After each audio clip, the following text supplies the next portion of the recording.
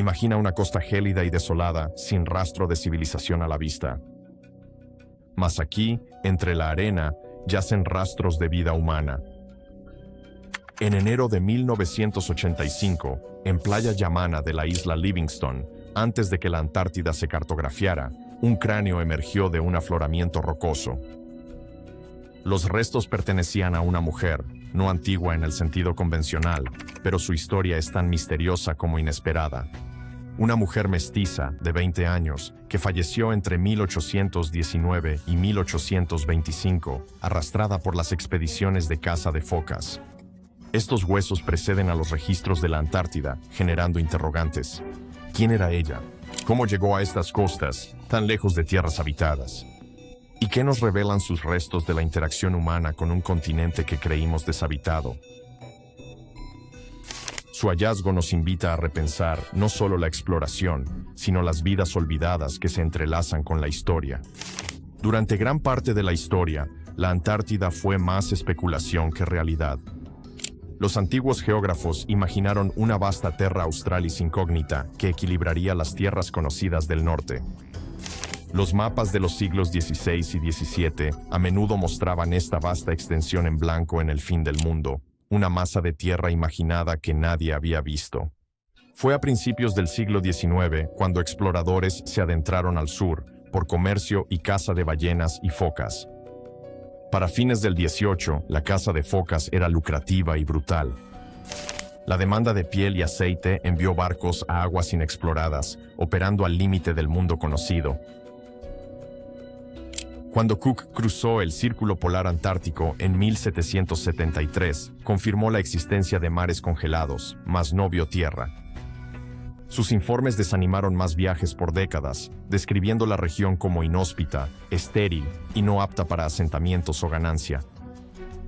Pero el comercio ignora advertencias. A principios del siglo XIX, la caza de focas se extendió a las islas Shetland del sur, al norte de la península antártica.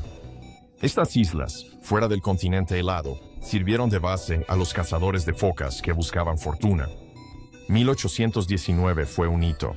Capitanes foqueros reportaron llegadas a las Shetland del sur, iniciando expediciones. Las tripulaciones, a menudo multinacionales, incluían marineros, cazadores y a veces polizones, obreros y en raras ocasiones, mujeres en circunstancias inusuales. Esto fue antes de que la Antártida, tal como la conocemos, existiera.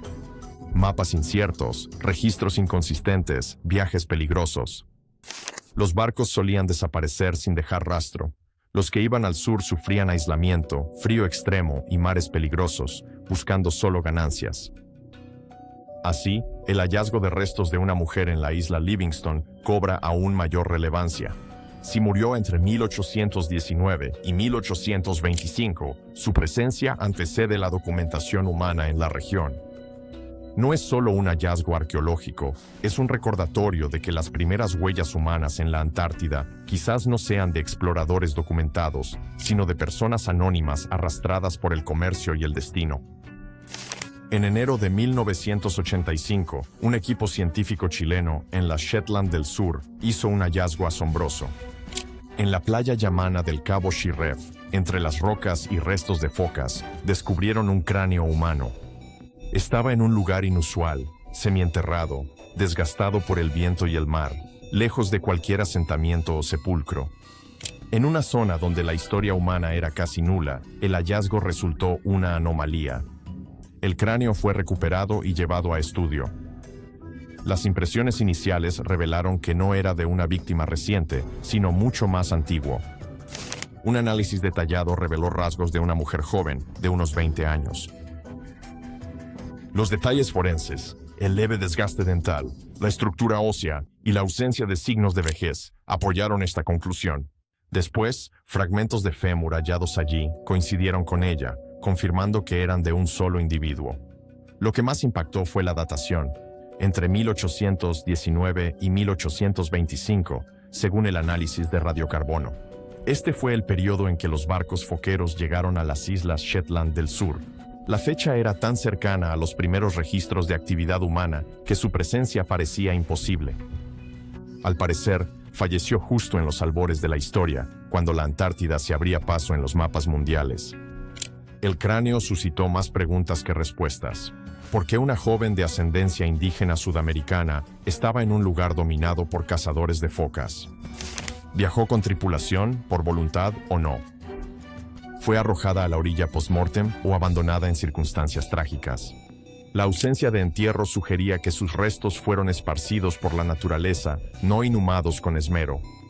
Para el equipo chileno, el hallazgo era más que una curiosidad, evidencia de que la historia humana en la Antártida era más antigua y compleja de lo que se creía.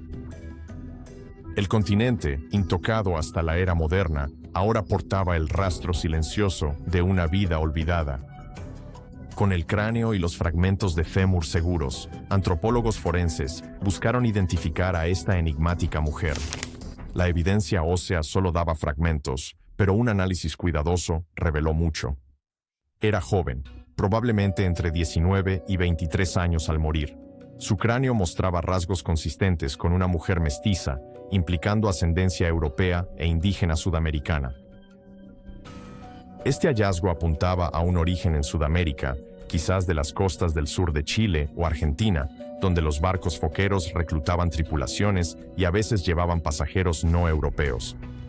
El examen de sus dientes sugirió una dieta que combinaba recursos marinos con alimentos típicos de la costa sudamericana, reforzando la posibilidad de raíces chilenas o patagónicas.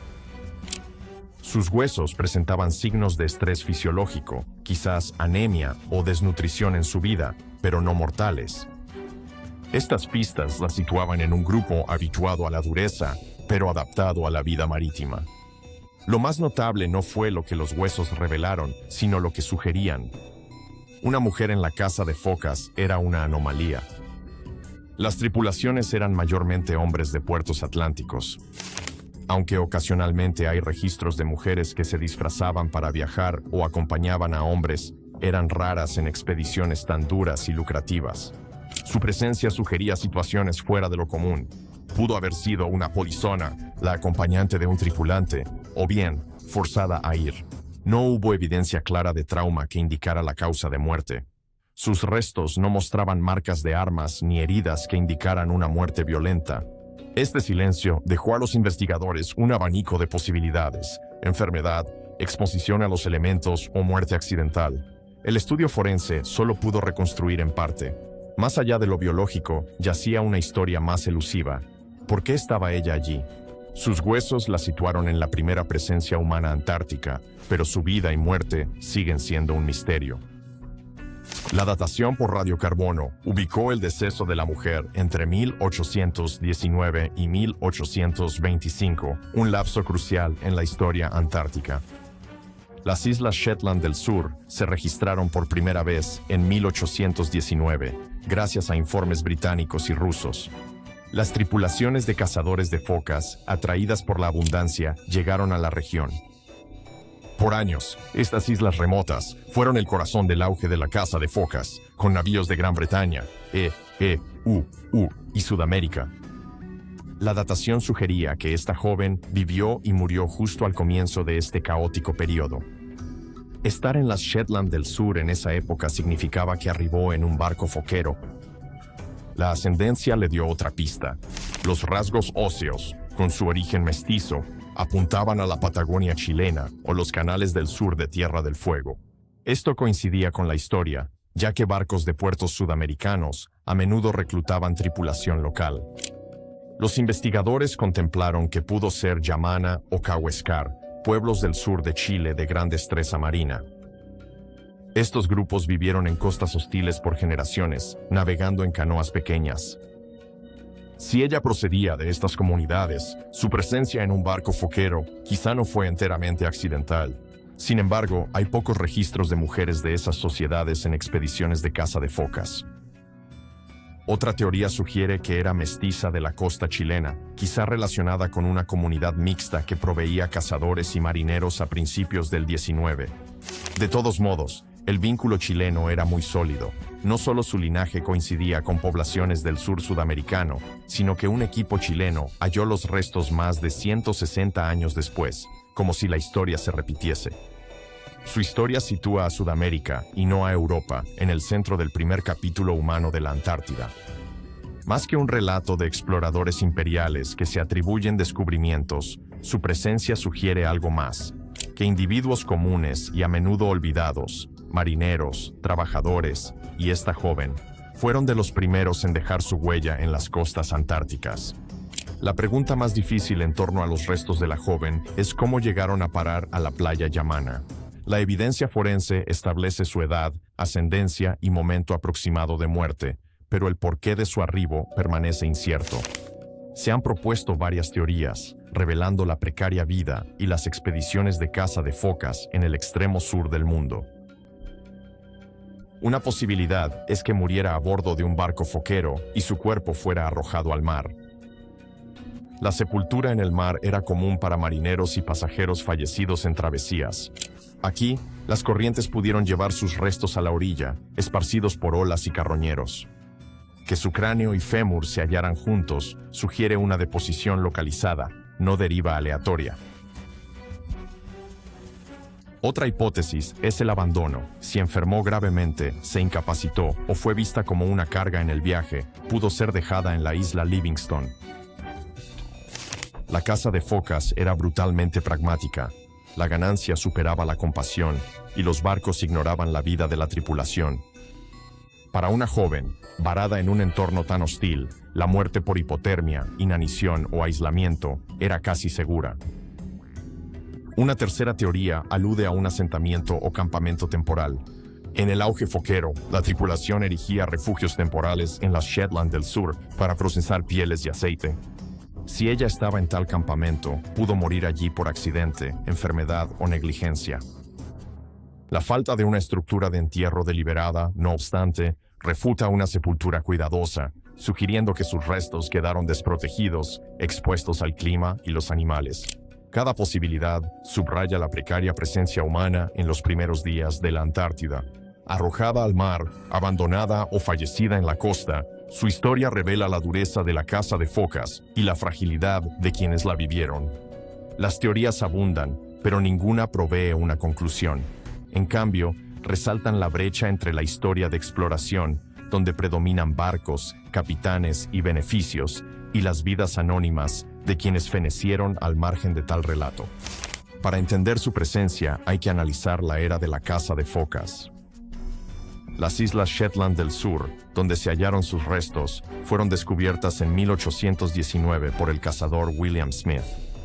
Su abundante población de focas se difundió, y en meses, las islas eran un hervidero.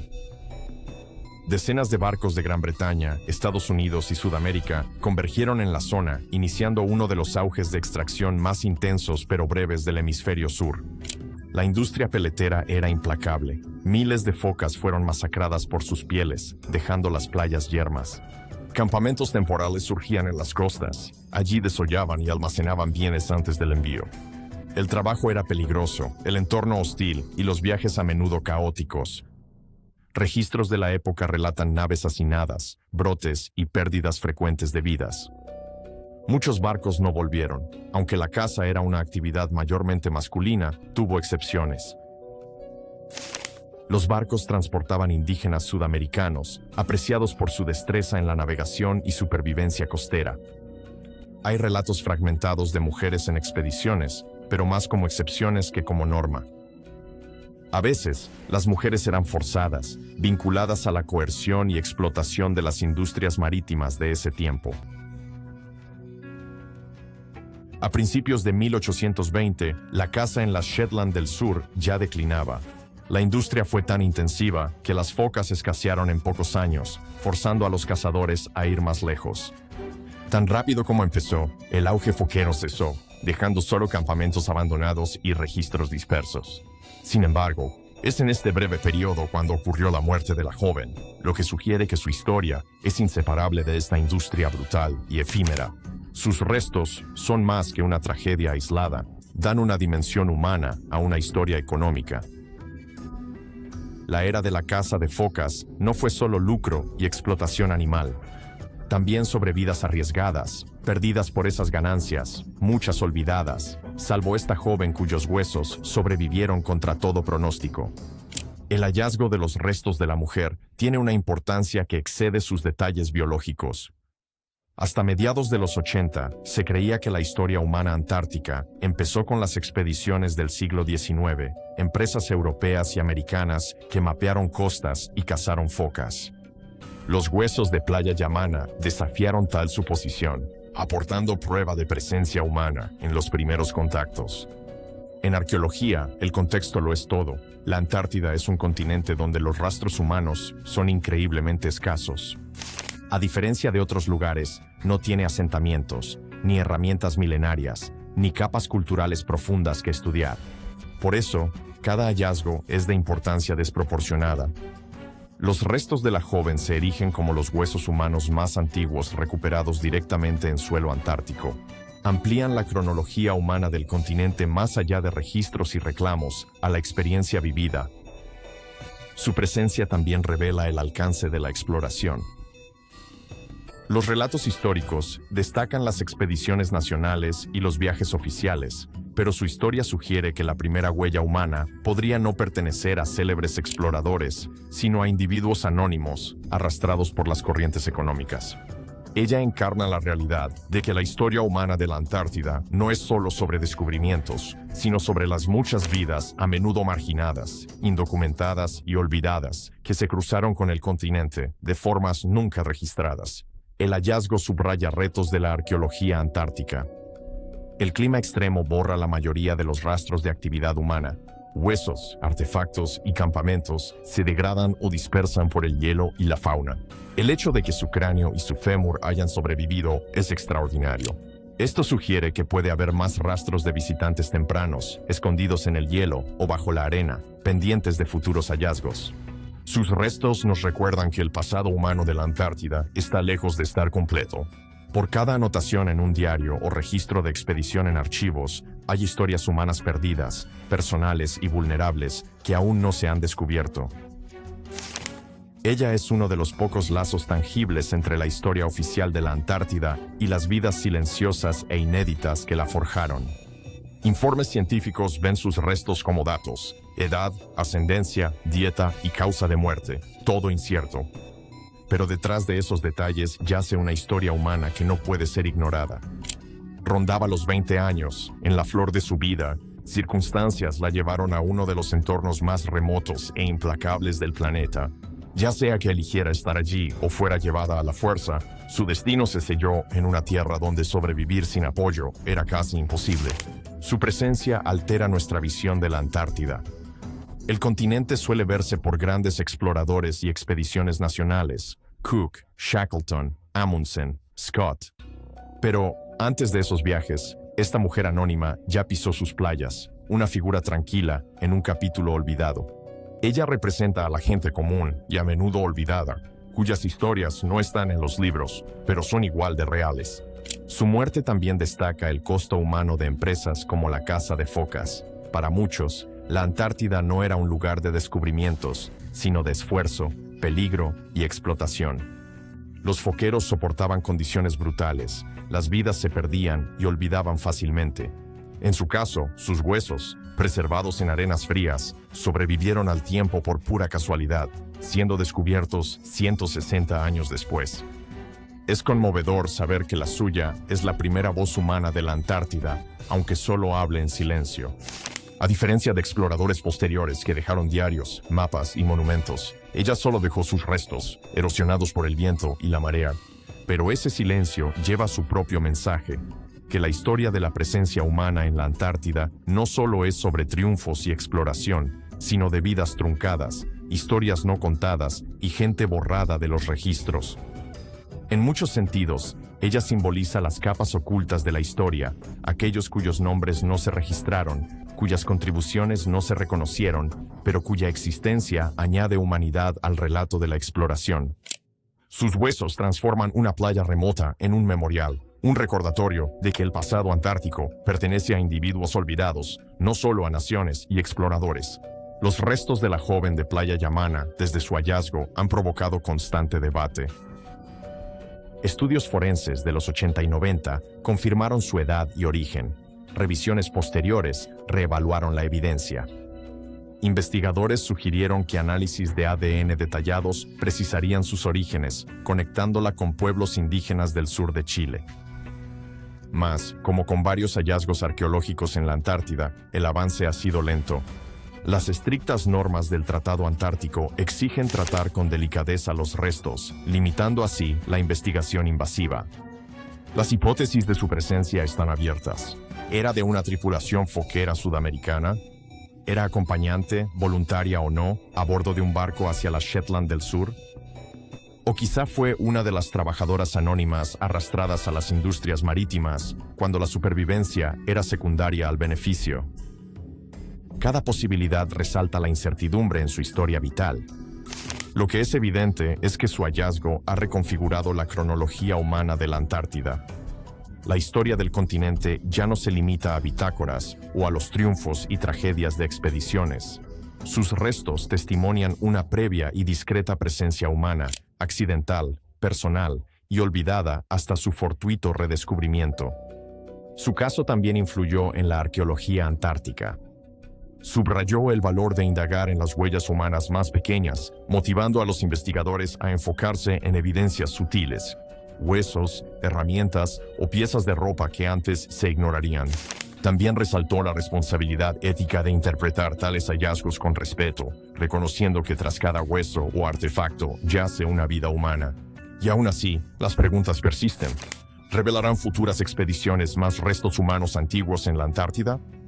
¿Fue la primera o solo la primera cuyos huesos sobrevivieron para ser hallados? Estos misterios mantienen viva su historia, asegurando que ella siga siendo una figura del pasado y de la investigación sobre los límites de la historia humana.